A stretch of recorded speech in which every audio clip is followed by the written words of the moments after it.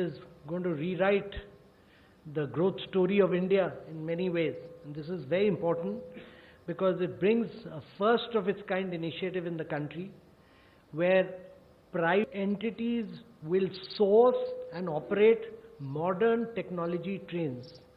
They will source and operate modern technology trains for undertaking passenger business using Indian Railways infrastructure.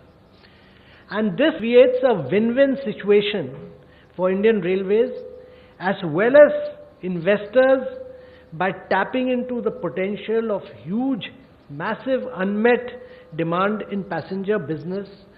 We are looking at about 109 OD pairs. They are divided into 12 clusters requiring 151 trains. They are being taken up for transparent, competitive bidding. And some of the most attractive routes across the country, based on huge unmet demand, will be put out to run premium passenger service. This would mean that you will have quality trains, new technology, and they will use railway infrastructure, and therefore concessionaire will be free to charge market-linked fares to passenger, and they will be providing value-added services for food, comfort, entertainment, for individualized and enhanced passenger experience. This will radically change India over a period of time. The private sector investment we are looking at it is about 30,000 crores, 4.3 billion into passenger operation. Completely new technology will come in.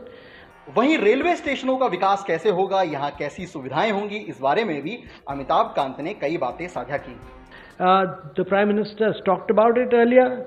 The proposed redevelopment stations we are looking at is iconic world-class airports with facilities to really give better facilities to passenger through state-of-art facilities, user-friendly systems, technology-enabled services. Much like you've seen new airports in Delhi and Mumbai, you will see completely new stations which will drive India's growth. Press the bell icon on the YouTube app and never miss another update.